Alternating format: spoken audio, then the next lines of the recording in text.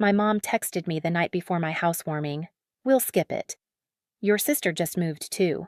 No call, no apology, just pixels on a bright screen cutting through the dark. So I smiled, blew out the candles I'd set for them, and locked the door to a dinner that would go on without them. A week later, while the cameras rolled through my new villa on HGTV, the same phone wouldn't stop buzzing missed calls stacked like tides. And trust me, that broadcast was only the first wave.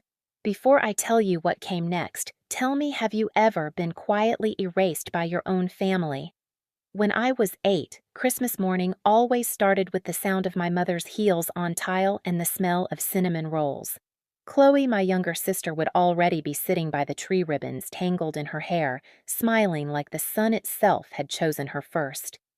"Open your sweetheart," Mom would say, handing Chloe a big box wrapped in gold paper. I waited for mine, a smaller one off to the side. Inside, every year, something practical. Socks, a notebook. "You like writing things down," she'd remind me, as if it were a gift to be predictable. When I was 10, Chloe danced on stage at the spring festival. White dress, pink ribbons. The crowd clapped like she'd invented joy. Dad lifted her into the air and said, "That's my girl." A week later, I came home with a blue ribbon from the district science fair, a solar car I built from scrap wood and foil. I remember holding it out to him, waiting for the same light in his eyes. "That's nice," he said. "Just don't stay up so late next time." Then he turned back to the TV. By 12, I'd learned silence was safer. When Chloe joined cheerleading, there were balloons, dinners, new shoes for her season. When I passed the entrance exam for the state engineering program, Mom just said, "Remember to help Chloe with her English project later." It was never cruelty, just absence, a steady forgetting that built like dust on a shelf.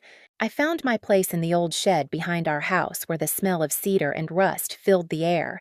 I'd sit on the floor, sanding old boards smooth until my arms ached. One summer afternoon, I built a small table, uneven legs, rough edges, but it stood. I ran my hand across the wood and thought, this is mine. It was the first thing in my life no one could take credit for. That table followed me through every move after. When I left for college on a scholarship, I left behind the family photos on the wall but took that table. I refinished it, carried its weight up 3 flights of stairs into my dorm. It became my desk, then my drafting surface, then the first prototype of every design I'd ever make. Mom liked to say Chloe was the heart of the family. Maybe she was, but I was the structure, the beams no one noticed until they cracked. That was the year I stopped asking for recognition and started building it instead. The message came on a Thursday afternoon while I was finalizing delivery notes for the villa. The sea outside was restless sky split between silver and blue. My phone buzzed once, just a small vibration against the stone counter. "We'll skip your housewarming. Your sister just moved too." No greeting, no question mark, just that. For a long second I stared at the text. The reflection of the words shimmered across the window glass. My thumb hovered above the keyboard, then settled on 2 words. "That's okay." I pressed send, then set the phone face down. The kitchen was silent, except for the sound of the ocean. I could smell cedar oil and paint remnants of everything I'd built alone. Across the room, the long dining table I'd designed for the evening caught the late light, its polished surface stretching toward the sea. 15 chairs, equal distance apart, no head seat. Somewhere deep inside, something shifted. Not the kind of pain that asks for pity, the kind that decides it's finished waiting. I walked to the window, fingers tracing the cold glass. My reflection stood overlaid against the horizon, small but steady. I wasn't angry. I was awake. I turned off my phone, completely slid it into a drawer beside a folder labeled Guest List. Then I opened my notebook, the one with the leather cover I'd carried since college, and drew a line down the center of a blank page. On one side, I wrote those who always had a seat. On the other, those who never did. The list filled faster than I expected: cousins forgotten at holidays, friends who'd eaten alone at family events, my grandmother who was told she'd talk too much at dinner. I underlined each name slowly, the pen pressing grooves into the paper. When I was done, I looked toward the ocean again. The horizon glowed faintly gold, a thin line between day and night. I closed the notebook. This time, I wasn't waiting to be invited. I was setting the table myself. That night, I didn't sleep. I stayed in the great room with the windows open, the wind from the Pacific pushing through the cedar beams. Every sound waves, hinges, the creak of wood felt like instructions. If my family could erase me with a text, I would rewrite the space itself. Not to prove I mattered, but to build what they never did, inclusion. I began with the plan. At 2 a.m., I rolled out tracing paper across the dining table and drew the blueprint of a single night. Lines, angles, light sources mapped like an architectural project. At the top, I wrote in pencil, "Everyone has a seat." By dawn, the page was covered in notes, guest names, measurements, lighting, temperature, table placement. I marked where each chair would go, ensuring no one's back faced the ocean. Equal sightlines, equal light. I drew the path of the evening like a floor plan for belonging. The next morning, I opened my laptop and sent messages. Short, direct. "Dinner this Saturday. My place by the coast. Come hungry." Then I began calling people from the list. Rachel, my college friend, who never had anyone waiting at the airport. Eli, my cousin who'd been left out of the last family reunion. Aunt Marianne, who used to eat in the kitchen during holidays because she talked too loud. Their voices carried disbelief, first, then warmth. "You're hosting?" they asked. "It's time," I said. By noon, I was already setting the foundation. The villa was alive again with motion, the hum of deliveries, the smell of salt and wood polish. I moved methodically, clipboard in hand, ticking boxes as if this were a construction site. Table linens, 15 settings, cream and gray. Candles unscented, plates identical, no hierarchy in pattern or size.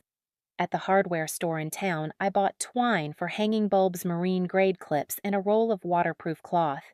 When the clerk asked if I was throwing a party, I said quietly, "Something like that." He smiled, not knowing he was handing me the materials for a small revolution. Back at the villa, I moved from task to task with precision, checked the payments list for catering, signed invoices for flowers, measured every candle's placement in the table's center line. Even when tension pressed behind my ribs, my hands stayed steady. Whenever anger stirred, I returned to the old habit, touching the table's edge, feeling the grain of the wood until it anchored me. Margaret, the local chef, arrived that evening, a woman in her 50s with steady hands and a calm voice. So she asked, unpacking ingredients, "What kind of dinner is this?" I paused, watching the sea fade to gray behind her. "It's a table for people who stopped being invited." She smiled faintly, like she understood something deeper than I'd said aloud. The next 2 days moved like choreography, lights strung low enough for warmth, wildflowers gathered from the cliffs. A faint mix of eucalyptus and lavender drifted through the hall. I left handwritten cards at every place, setting each one simple, "You belong here." On Friday evening, as I checked the glass panels for wind leaks, the HGTV crew arrived earlier than planned. They'd filmed the villa months ago, and the producer had texted that they wanted one last B-roll of the finished space. I said yes, without thinking. It felt right. The house had been born in silence. It should be seen that way, too. They filmed quietly, cameras floating through the golden light. No dialogue, just the sound of the ocean and the clink of dishes being placed. I kept working while they filmed, tightening fixtures, adjusting chairs, brushing dust from the stone countertop. One of the cameramen whispered, "You move like you built it." I didn't answer. He wasn't wrong. By midnight, everything was ready. The great room glowed in soft amber light. The oak table stretched parallel to the sea linen smooth cutlery, gleaming candles unlit. I stood at one end, the air cold against my skin. For a moment, I saw it as they would a space made equal. No head seat, no small talk that stings, no comparisons, just chairs waiting. I walked the perimeter of the table, my fingers brushing each one.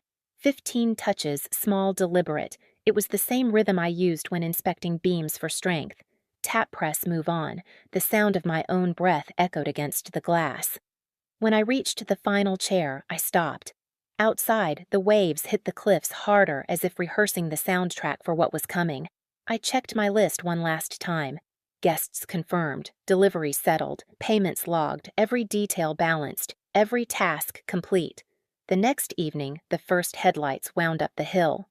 Through the glass, I saw silhouettes stepping out of cars, Rachel's children running toward the door, Aunt Marianne clutching a pie wrapped in a towel. Their laughter carried over the sound of the sea. Inside, I lit the candles one by one.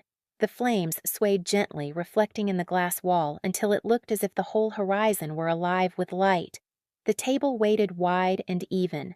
The scent of thyme and roasted salmon filled the air. When the last guest arrived, I closed the door behind them. The hum of conversation rose soft, hesitant, then sure. I took my seat halfway down the table, not at the end. No toasts, no speeches. Just the slow rhythm of forks against plates and the warmth of voices that once had nowhere to go. From the terrace, the sea was black and endless. Inside the villa pulsed with quiet life. For the first time, it felt complete, not because my family was missing, but because every chair was finally full. The HGTV episode aired the following week. I hadn't planned to watch it. But that evening, the villa was full again. Rachel, Eli, Aunt Marianne, even Grandma. Someone projected the show onto a white sheet along the terrace, the sea whispering below. The opening shot panned over the cliff, the camera rising toward the house. My house. Light spilling through the glass like gold water. The narrator spoke over the waves. When designer Beverly Hart built her oceanfront villa, she wanted to create a space where everyone had a seat at the same table. I heard my own voice recorded months earlier. Calm, detached fairness isn't decorative. It's structural. For a moment, no one spoke. The only sound was the wind brushing against the railing. Then, Rachel exhaled a sound between pride and disbelief. You said that she whispered. You actually said that? I smiled faintly, my eyes still on the screen. I did. The episode moved between drone shots and close-ups, my hands aligning silverware sunlight cutting through the cedar beams, Margaret stirring chowder. Then the table. The long oak surface stretching toward the horizon, candles flickering like small steady heartbeats. When the credits rolled, applause filled the terrace. I leaned back, breathing in the salt air, thinking it was finally over. That's when my phone began to vibrate. Once, then again, then nonstop. The screen lit up over and over, Mom, Dad, Chloe. I let it ring, Rachel noticed. Are you going to pick up? She asked. No, I said quietly. Not yet. By morning, there were more than 30 missed calls followed by texts. We saw the show. Why didn't you tell us everyone's talking about it? Then, you embarrassed us. And finally, call me back. I didn't. I opened my notebook instead, checked off the last box on the list, dinner completed. The table stood empty now, but the candles still smelled faintly of salt and citrus. At noon, Grandma called. They'll try to rewrite it, she warned softly. They'll say they were misunderstood. I know. Then don't argue, she said. Just let the truth sit in the open. It's stronger there. An hour later, my phone buzzed again. Mom. I answered this time, placed it on speaker, the sound filling the same kitchen they'd ignored for years. Grandma sat beside me, tea in her hand. Beverly. Mom, began her tone, falsely gentle. We watched your episode. I think there's been a huge misunderstanding. About what I asked. They made it sound like we excluded you. That isn't true. Your sister was moving that weekend. You know how busy things get. I looked at the sea through the glass wall, its surface flickering with light. You excluded me in your own words, Mom. I still have the text. Silence. Then the familiar shift, the defensive lilt, the practiced rationality. You're overreacting again. We've always supported you. We just didn't think you'd want to make a spectacle of a housewarming. You've always been so... private. Grandma's voice cut in steady, measured. Judy, stop. I've watched you do this since she was a child. Always turning the light away from her. Mother, this isn't the time, it's the only time, Grandma said. Every Christmas, every birthday, you built the whole house around Chloe's comfort. You told yourself it was fairness. It wasn't. It was favoritism. Mom's breath hitched. That's not true. It is, Grandma said quietly. And now the whole town has seen it for what it is. The line went silent. I could hear my father in the background muttering something about drama and attention. I didn't respond. I didn't need to. The weight of silence was finally theirs to hold. When the call ended, Grandma looked at me over her teacup. "You didn't need to win," she said. "You just needed to stop carrying it." Outside, gulls circled the cliffs, their cries sharp against the steady sound of the surf. The villa stood in full light, its glass walls reflecting the horizon. For the first time, justice didn't look like triumph. It looked like balance. 2 days later, the house was quiet again. The chairs were still pulled close from the dinner, the linen faintly creased the air, still holding the smell of salt and lemon. I walked barefoot through the great room, each step echoing against the glass. The sea outside had calmed, gray steady, indifferent to everything that had unfolded. My phone sat on the counter face down. I hadn't turned it on since that call. Instead, I opened the terrace doors and let the wind move through the house, carrying away the heaviness that had lived there too long. For years, I'd built spaces for others to belong in. Now, I understood I'd been building toward this silence all along. That evening, I invited only 3 people back: my parents and Chloe. No cameras, no guests, no table for 15, just a small one near the fireplace, the old cedar table from my childhood shed. Its surface still carried faint scars from when I'd first sanded it as a girl. I set 4 plates, poured wine, and waited. When they arrived, they looked smaller somehow, the sound of the ocean pressing behind them. My mother ran her fingers along the chair's edge. "It's beautiful," she whispered. "Different from what I imagined. It's home," I said simply. Dinner was quiet. The fire crackled.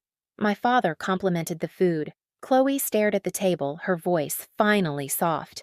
"I didn't know," she said, "that it hurt that much." I nodded. I didn't know how to say it. No one apologized. No one had to. The silence between us wasn't war anymore. It was space. My mother exhaled slow and unguarded. "You did good, Bev. Really good." It wasn't redemption. It was recognition, and that was enough. After they left, I stayed by the fire until the embers dulled. The waves outside kept their rhythm, the same one I'd heard my whole life. Only now it didn't sound like distance. It sounded like return. I stepped out onto the terrace, the night air cool against my skin. Below, the sea breathed in slow rhythm, endless and sure. I laid my hand on the old cedar table, tracing its worn edge. For years, I waited for their chair to open. Now, I build the whole table myself. If you've ever felt invisible in your own family, this story was for you. Beverly's silence wasn't weakness, it was design structure control. Sometimes walking away isn't losing, it's rebuilding on your own terms. If that moment when she closed the door and chose peace over permission stayed with you, tell me in the comments. Have you ever had to set a boundary so sharp it changed everything I read? Every story you share, it's how this community stays real. And if you want more stories where justice speaks in silence, subscribe. There's always another quiet revenge waiting to be told.